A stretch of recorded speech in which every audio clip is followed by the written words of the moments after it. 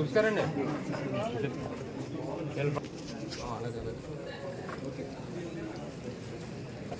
ఈరోజు నర్సాపూర్ చూసుకుంటే కనుక లేస్ పార్క్ అనేది చాలా ప్రాధాన్యత కలిగింది.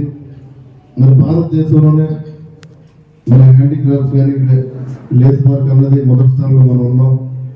దీన్ని ఇంకా కూడా డెవలప్మెంట్ చేయాలని ఆలోచనతోటి తులసి గారు కానీ మరి మా టీం అందరూ కూడా ఇక్కడ మరి సెకండ్ హ్యాండిక్రాఫ్ట్ ఎక్స్పో నర్సాపూర్ మరి ఏర్పాటు చేశారు. లాస్ట్ ఇయర్ కూడా మన ఇదే విధంగా ఇక్కడ మనందరూ కూడా కలవడం జరిగింది.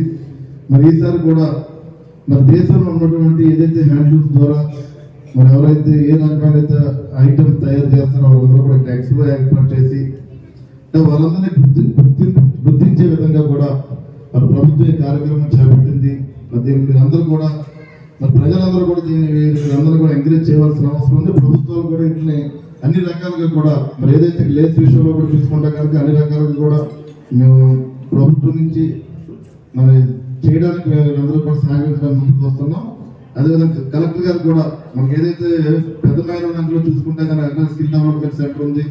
మన హ్యాండిక్రాఫ్ట్ సంబంధించి గతంలో కూడా లేస్ పార్క్ సంబంధించి కూడా అక్కడ ప్రోగ్రామ్స్ కూడా ఏర్పాటు చేస్తాం. అక్కడ మరి రాబోయే రోజుల్లో కూడా మరి తులసి గారు తాతాజీ గారితో కూడా మేము డిస్కస్ చేసి అంటే ఇలాంటి లేస్ పార్క్ అనేది కూడా ఇక్కడ ఏదైతే ఎక్స్పో ఏర్పాటు చేశారో నిజంగా మన రాష్ట్రంలోనే మరి ఇలా స్టాల్స్ పెడతాం కూడా మన ఏరియాలో ఉంది. చాలా బ్రహ్మాండంగా ఇక్కడ అందరూ కూడా ప్రతి చోట వివిధ రాష్ట్రాల నుంచి కూడా మరి కలకడ అవ్వచ్చు, అది కర్ణాటక కావచ్చు, అన్ని రాష్ట్రాల నుంచి మరి అక్కడ చేస్తున్నట్టు చేతి వృత్తుల ద్వారా ఇక్కడికి వచ్చి ఇక్కడ ఎక్స్పోలో ఏర్పాటు ఇక్కడ అందరూ రావడం కూడా పార్టిసిపేట్ చేయడం కూడా మనందరం కూడా నేను మంచిగా తెలియజేసుకుంటూ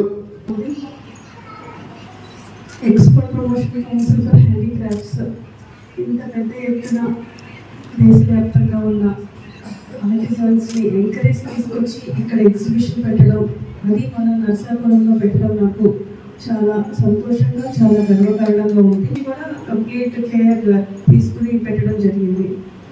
ఒక హ్యాండీక్రాఫ్ట్ హ్యాండ్లూమ్ ఐటమ్ కానీ హ్యాండీక్రాఫ్ట్ కానీ ఒకటి తయారు చేయాలి అంటే అది ఒక ఆర్టిస్ట్ ఒక ప్యాషన్తో చేస్తారు. మీరు ఏ హ్యాండీక్రాఫ్ట్ కానీ ఏ హ్యాండ్లూమ్ ఒక ఐటమ్ కానీ చూస్తే మన భారతదేశం యొక్క సంస్కృతి అందులో కనబడుతుంది. ఇది కొన్ని వందల సంవత్సరాలు వేల సంవత్సరాల నుంచి డెవలప్ అయిన ఈ ఆర్ట్ని కల్చర్ని మనం పరిరక్షించుకోవాల్సిన అవసరం చాలా ఉంది. అయితే హ్యాండీక్రాఫ్ట్స్ గవర్నమెంట్ ఆఫ్ ఇండియా వారు చాలా కృషి చేస్తున్నారు.